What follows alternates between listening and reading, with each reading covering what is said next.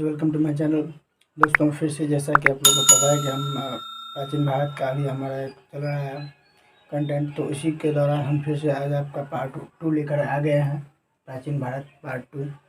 और हम इससे पहले पार्ट 1 अपलोड किए हुए थे। यदि आप अभी तक नहीं देखे हैं तो जा कर के ज़रूर देखिएगा, और हम उसका लिंक इसके कमेंट बॉक्स सेक्शन में भी पिन कर देंगे। और यदि आपको नहीं मिले तो आप हमारे कमेंट सेक्शन में जा कर के भी वहाँ से इसका पार्ट 1 ज़रूर देख लीजिएगा, क्योंकि वो बहुत ही ज़्यादा इम्पोर्टेंट है। और उस पार्ट 1 में हम यजुर्वेद से संबंधित जानकारी वहाँ पर दिया गया है। और पार्ट 2 में आज हम फिर से आ गए हैं लेकर के, ऋग्वेद से संबंधित है। सेकंड में पार्ट 2 में यजुर्वेद और सामवेद, ये दोनों के बारे में जानकारी हम आज प्राप्त करने वाले हैं। तो चलिए शुरू करते हैं। जैसा कि हम लोग जानते हैं कि जो हमारा प्राचीन भारत है वो उसके बारे में जानकारी वेदों के द्वारा या किसी भी धार्मिक ग्रंथ के द्वारा ही मिलती है, या फिर खनन के द्वारा ही मिलती है। और हम लोग जानते हैं कि जो हमारा वेद है वो मुख्य रूप से 4 हैं: ऋग्वेद, यजुर्वेद, सामवेद और अथर्ववेद।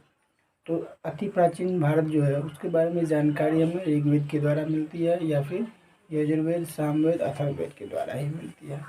तो ऋग्वेद के बारे में हमने जानकारी पार्ट 1 में पहले ही प्राप्त कर लिया था। अब ये पार्ट 2 में हम यजुर्वेद और सामवेद के बारे में जानकारी प्राप्त करने वाले हैं। तो चलिए देखते हैं। ये है यजुर्वेद। यजुर्वेद क्या होता है? सबसे पहले यजुर्वेद किसको कहते हैं?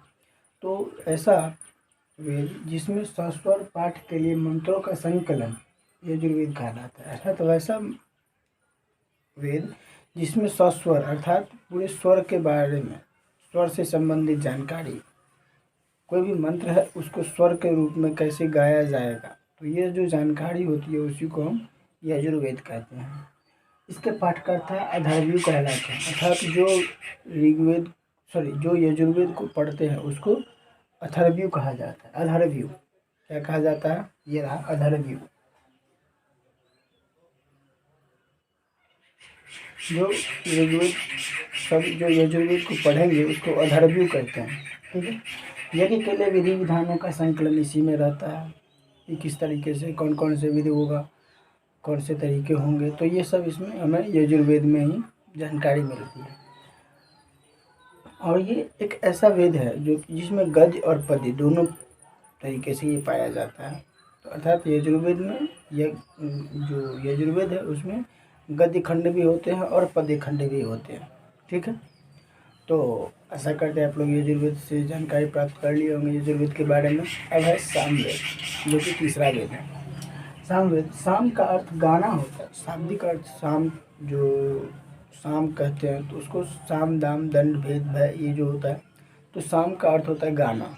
ठीक है। अर्थात सामवेद में यज्ञों के अवसरों पर गाए जाने वाले मंत्रों का संकलन है।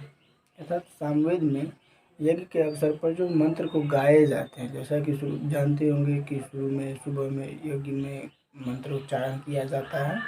तो सुबह सुबह जो यज्ञ के दौरान मंत्रोच्चारण किया जाता है तो उसको किस सुर में, किस ताल में, किस लय में गाया जाएगा, तो उसके बारे में जो भी जानकारी होती है वो सामवेद में ही होती है।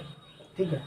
इसके पाठकर्ता उद्रात्री कहलाते हैं। अर्थात जो सामवेद को पढ़ते हैं उसको उद्रात्री कहा जाता है। क्या कहा जाता है? तो उद्रात्री। ठीक है, यहाँ उद्रात्री है। ठीक है। और इस भारतीय संगीत का जनक भी इसी को कहा जाता है। ठीक है। तो भारतीय संगीत का जनक इसलिए कहा जाता है क्योंकि हम लोग जानते हैं कि ये हमारे सामवेद में जो है वो गीत, सुर, ताल के बारे में जानकारी होती है। ऐसा करते हैं आप लोग अथर्ववेद और सामवेद के बारे में भी जानकारी प्राप्त कर लिए होंगे।